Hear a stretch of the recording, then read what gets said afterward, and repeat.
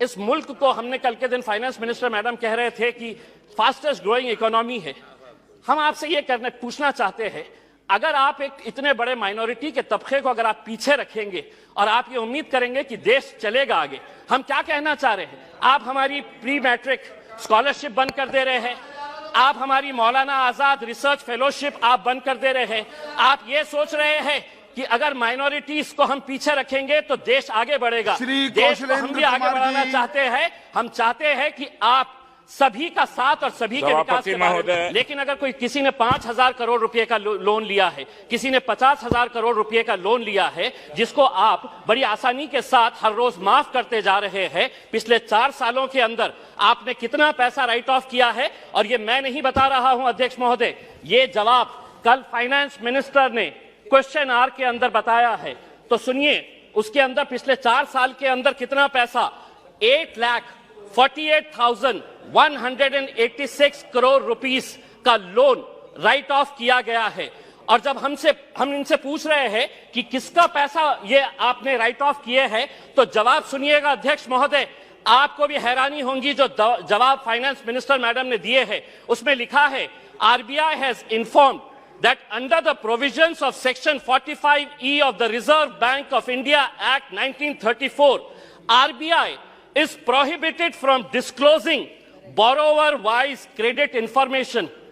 RBI ये आपको कह रहा है कि हम आपको डिटेल नहीं दे सकते हैं कि कौन बड़े धन्ना सेठों ने पैसा लिया है, ये देश को आप नहीं बताएंगे।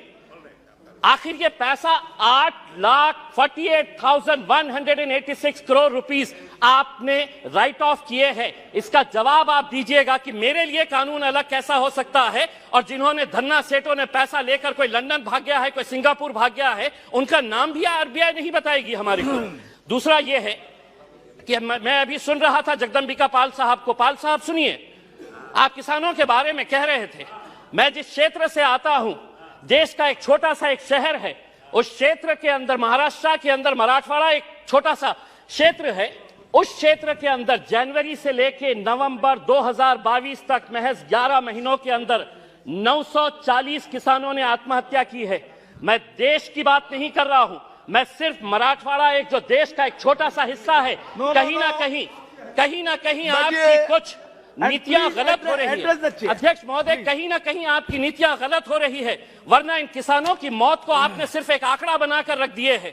940 किसान अगर सिर्फ एक क्षेत्र से मर रहे हैं और ये कहते हैं कि नहीं हमने किसानों के लिए इतना किया है, तो क्या वजह है कि आज किसान अपनी जान दे रहा है? आप ये कहते हैं कि प्रधानमंत्री उज्ज्वला गैस स्कीम के अंडर में आपने 10 करोड़ लोगों को दे दिए हैं। आप ये आंकड़ा बताइए, कितने ऐसे गरीब लोग जो पहले हम भी मानते हैं, हम भी खुश हुए थे, हमने भी स्वागत किए थे कि ये लोग जब अलग अलग तरीके से गैस की जगह पहले लकड़ी के ऊपर, कोयले के ऊपर है तो अपना खाना बनाते थे, आपने गैस दिए, लेकिन कितने लोग अब दोबारा रिफिल करने के लिए जाते हैं? क्या यह सच्चाई नहीं है कि पिछले 7 सालों के अंदर, 7 साल पहले गैस के सिलेंडर का रेट 450 रुपये था, आज आपने उसको 1080 रुपये किए हैं, और ये उम्मीद कर रहे हैं कि आप जितना पैसा एडवर्टाइजमेंट के ऊपर लगा रहे हैं कि प्रधानमंत्री उज्ज्वला योजना के ऊपर, वही पैसा अगर आप दे देंगे तो शायद इन गरीबों को फायदा होगा। अनएम्प्लॉयमेंट, आज बेरोजगार, ये आंकड़ा मैं नहीं बता रहा हूं, कोई मनगढ़ंत आंकड़े नहीं बता रहा हूं, centre for monitoring Indian economy इनके आंकड़े आए हैं। तो सुनिए फाइनेंस मिनिस्टर साहब, अनएम्प्लॉयमेंट रेट इन इंडिया अभी 8% के ऊपर आया है। 3 महीने का सबसे ज्यादा का आंकड़ा जो है वो अभी आया है। अध्यक्ष महोदय, हो सकता है आपके पास भी एक EPS 95 की एक स्कीम है। बुजुर्ग लोग, ऐसे बूढ़े लोग, और मैं फाइनेंस मिनिस्टर साहब को यह बताना चाहता हूं कि इनके पास भी सर 65 लाख ऐसे पेंशनर्स हैं जिनको पेंशन कितनी दी जा रही है? 250 रुपये, 500 रुपये। फाइनेंस मिनिस्टर साहब से मैं इसलिए मुखातिब हो रहा हूं कि ये मेरे शहर से आते हैं। अगर देश के फाइनेंस मिनिस्टर साहब, मैं आपको कहता हूं, लीजिए एक नाम भी नोट करिएगा, सुलोचना गडप्पा, 70 साल की महिला है, औरंगाबाद में रहती है। सुलोचना गडप्पा, फाइनेंस मिनिस्टर साहब नोट करिए, आप औरंगाबाद शहर से ही आते हैं। उसको कितनी पेंशन दी जाती है? 250 रुपये। 70 साल की, कोई बच्चा नहीं है, और 250 रुपये के अंदर वो अपना घर का बसेरा करेगी। मेरा यह कहना है कि पेंशन स्कीम के अंदर आपके पास कितना पैसा है, वो पैसे से ईपीएस 95 के पिछले कई सालों से और हर एमपी को इन लोगों ने खून से अपना लेटर लिखकर आपको निवेदन दिया है कि हमारे लिए कुछ तो भी करिएगा करके, आपके पास भी दिए हैं, आपकी भी फोटो छपी थी उसमें। दूसरा यह है कि आप ईएमआई के रेट्स तो बढ़ा रहे हैं, होम लोन का रेट बढ़ गया, व्हीकल लोन का रेट बढ़ गया, आप एफडी का रेट क्यों नहीं बढ़ा रहे हैं? क्या वजह है कि आप ये रेट्स के अंदर तो बड़ी आसानी के साथ फैसला ले लेते हैं, लेकिन एफडी का रेट जब बढ़ाने की बात आती है तो आप इसके अंदर कोई फैसला नहीं लेते हैं। आप एजुकेशन के लिए पैसा मांग रहे हैं। मैं ये कहना चाहता हूं अध्यक्ष महोदय, अगर स्कूल में टीचर नहीं, कॉलेज में लेक्चरर नहीं और अगर अस्पताल के अंदर डॉक्टर नहीं तो वो इमारतें किसी काम की नहीं है।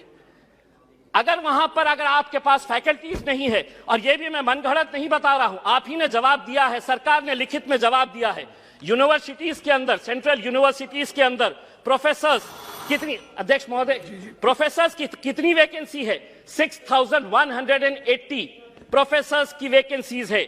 आईआईटीज और आईआईएम्स, बहुत सारे बीजेपी के हमारे सदस्यों ने कहा कि देखिए हमारे राज्य के अंदर हम कितने आईआईटीज और आईआईएम्स बना रहे हैं। इमारत बनाने से तालीम नहीं पहुंचाई जा सकती है, उसके लिए आपको लेक्चरर्स की जरूरत रहेगी। आईआईटीज के अंदर 4502 लेक्चरर्स प्रोफेसर्स की वैकेंसीज है, आईआईएम्स के अंदर 493 वैकेंसीज है। दूसरा यह है, एक बहुत अहम सवाल, 2015 के अंदर आपने प्रधानमंत्री आवास योजना शुरू की, हमने स्वागत किया, पूरे देश ने स्वागत किया कि हर बेघर को घर मिलने वाला है। और प्रधानमंत्री साहब का एक भाषण भी है जिसमें उन्होंने खुद ने कहा है, यूट्यूब के ऊपर आप भी देख सकते हैं, कि 2022 तक हम हर बेघर को घर देंगे। फाइनेंस मिनिस्टर साहब औरंगाबाद से है, 50,000 लोगों ने अप्लाई किया है पिछले 6 साल से। आज मैं पूरी जिम्मेदारी के साथ ये कह रहा हूं, एक सादा ईंट तक नहीं पड़ा है। बिल्डिंग बनाने की तो बात छोड़िएगा आप, सादा ईंट नहीं पड़ा। अध्यक्ष महोदय सिर्फ एक मिनट, एक सादी ईंट तक नहीं पड़ी है। दूसरा ये है